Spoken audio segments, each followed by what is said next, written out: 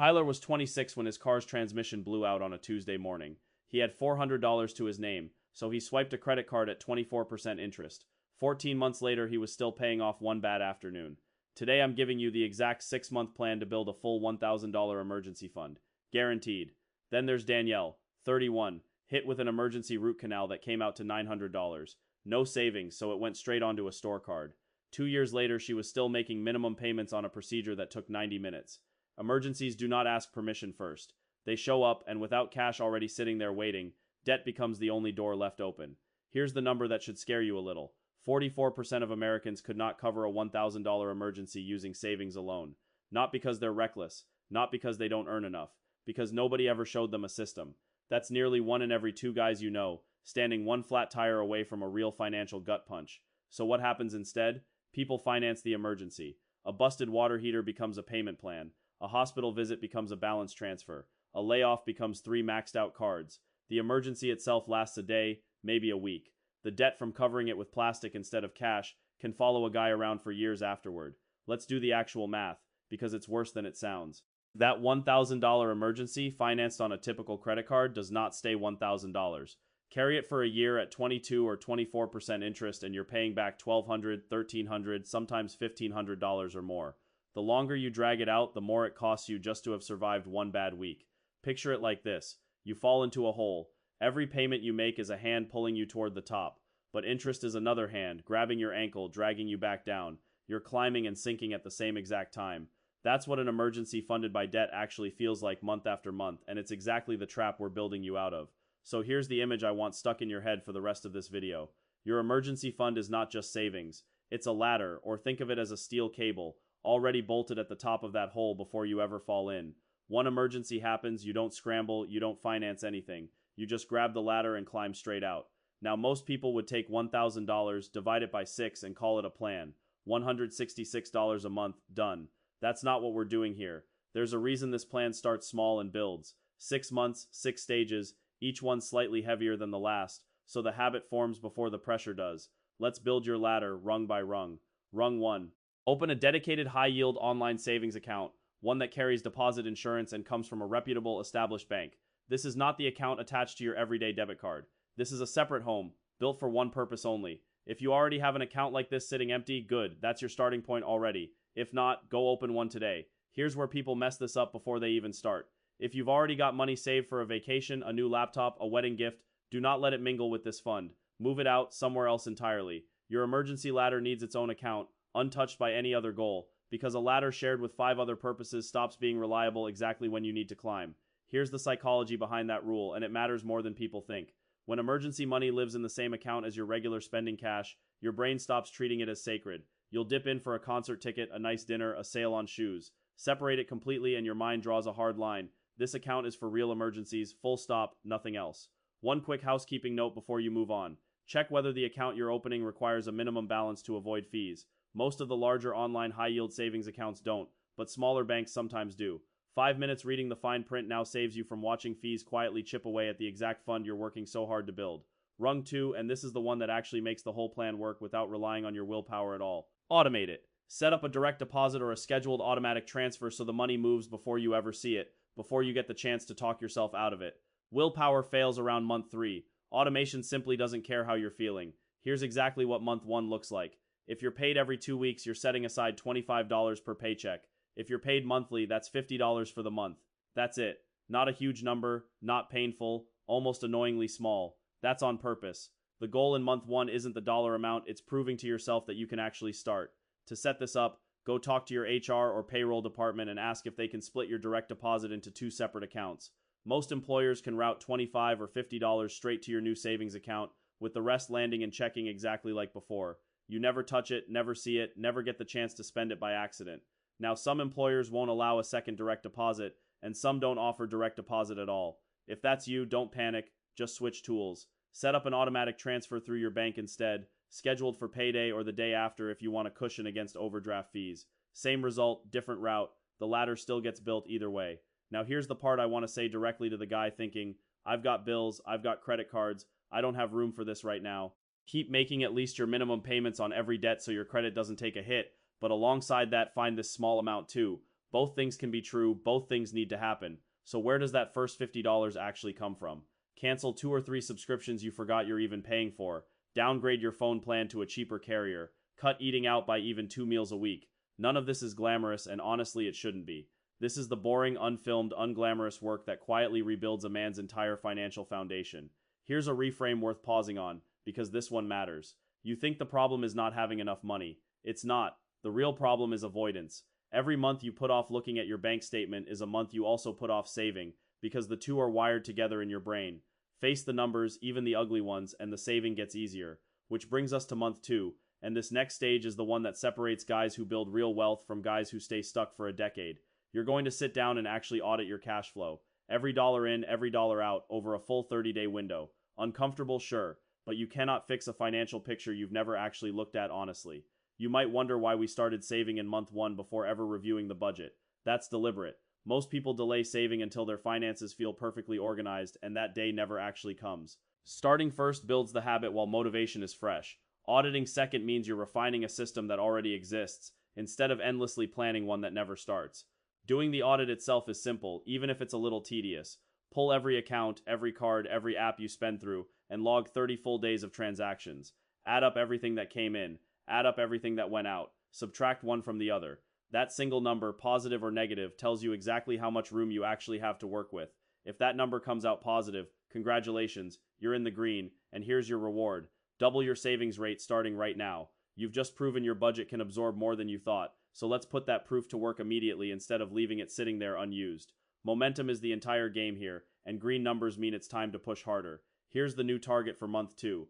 Paid bi-weekly, you're moving to $50 per paycheck. Paid monthly, that's $100 total. Yes, that's double what you started with back in month 1. Notice you're not white-knuckling this jump, because the account already exists, the automation already runs, and the habit already has weeks of real momentum behind it. Now if that number came out negative, that's real information, not a failure. It means you're spending beyond what you bring in, and the fix is finding the non-essentials and cutting them without mercy. Here's the cost of ignoring it. Guys who skip a negative cash flow number don't just fail to save, they slide into overdraft fees, then late fees, then a credit score that haunts them for years. Month 3 and things start getting genuinely interesting. This is the stage where the plan asks a little more of you.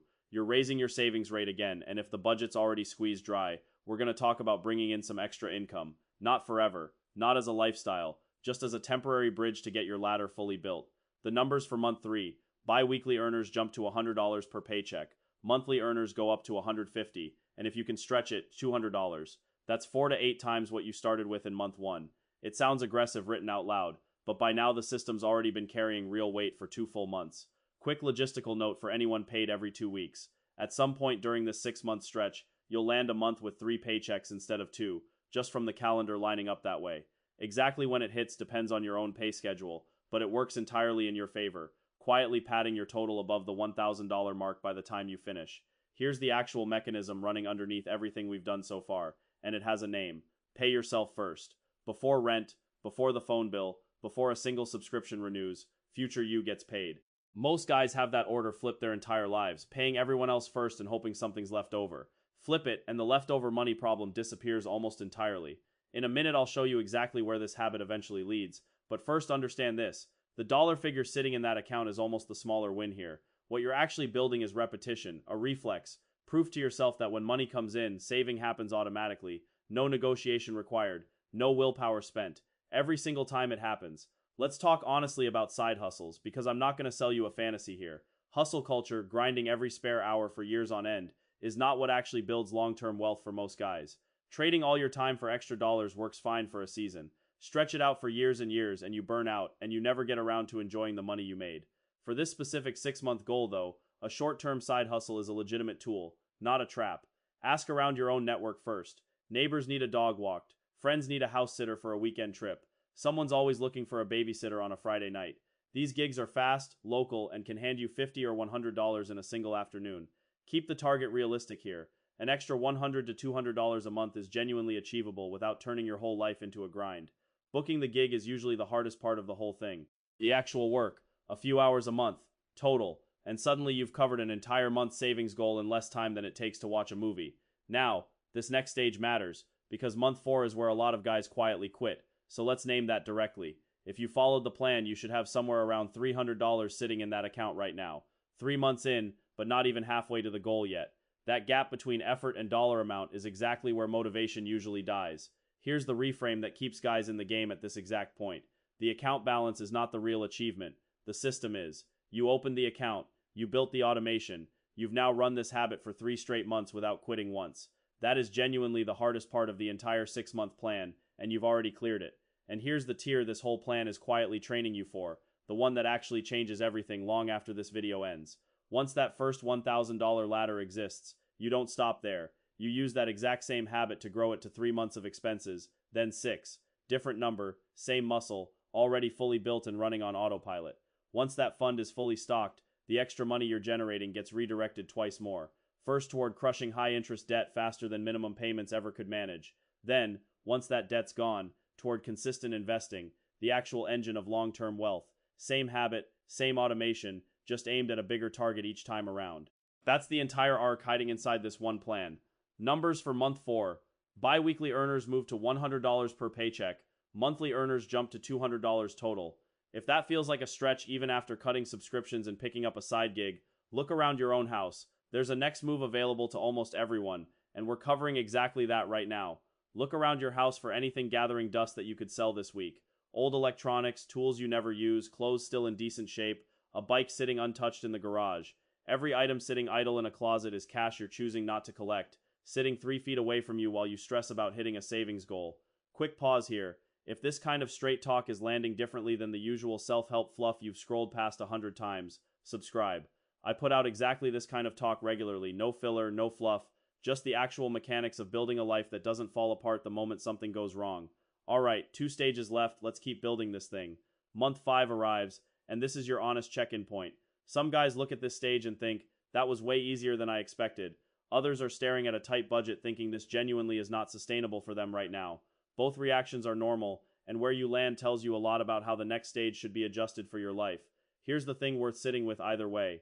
Whatever number is currently sitting in that account, $400, $600, maybe already near $1,000. Remind yourself that 4 to 5 months ago that number was 0. There was no ladder at all back then. Now there's one bolted into place, and that alone already changes what happens next time life throws an emergency at you. Month 5, bi-weekly earners hold steady. No forced increase unless you want one. Monthly earners, you're stepping up to $250 this month. That's the target. No fluff, no gimmicks. If the last 4 months built your rhythm, this is just the natural next beat. You are close enough now to taste it, so don't ease off the gas. If 250 feels steep, remember you've got 3 levers. Trim what's non-essential. Maybe that unused gym membership or a streaming bundle you forgot you had.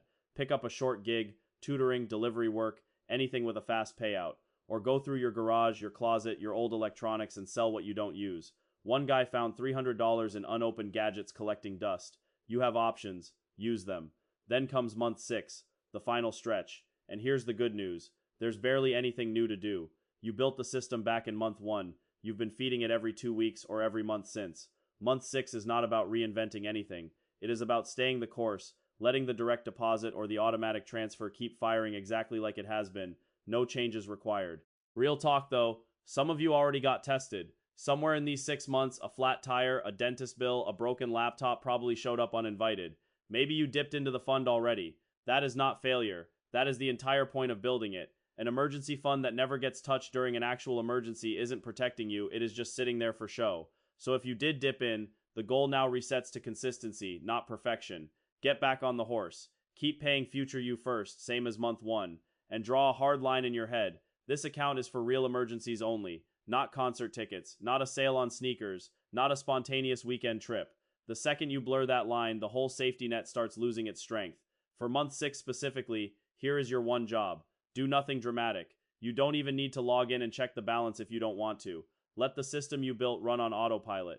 The habit is doing the heavy lifting now. Not your willpower, not your memory, not some spreadsheet you have to babysit every week.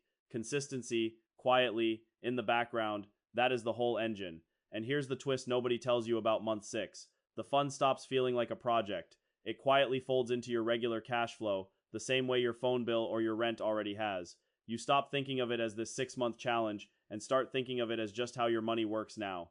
That shift, quiet as it is the actual finish line. Remember that hole from the start of this. The one where an emergency kicks you down and debt keeps kicking you further in while interest piles on top.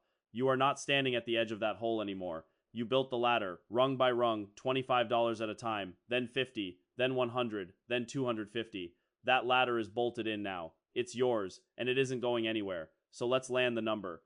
Follow this exact schedule for 6 months and you walk away with a starter emergency fund of $1,000 or more. Not through some miracle windfall, not through a lucky bet, but through $25 and $50 and $100 and $150, stacked deliberately, month after month. That number is not luck. That number is a habit you built with your own 2 hands. Here's the part I have to be honest about.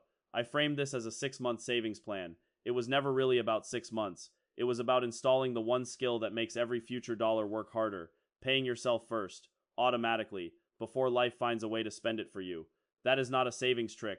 That is the actual foundation wealth gets built on. Which means the real realization here isn't the dollar amount sitting in your account. It's that future you, the guy dealing with a car repair at 32 or a layoff at 38, is just as worth protecting as the guy who wants dinner out tonight. Once that clicks, once you actually believe it, you stop treating your future like an afterthought and start treating it like a priority. And if there's one lesson to carry out of this whole 6 months, it's this. Consistency beats intensity. Every single time. $25 a paycheck, done without fail, will out-earn some heroic one-time deposit you make once and never repeat. Grinding hard for a week and quitting builds nothing. Showing up small, on schedule, for months on end, that is what actually moves the number. You've climbed out of the hole and built the ladder. Now the real work is deciding how high you go from here. Keep learning how money actually moves, keep stacking small deliberate wins, and keep building toward the kind of wealth that gives you options instead of stress. This was never the finish line, fellas. It was just rung 1.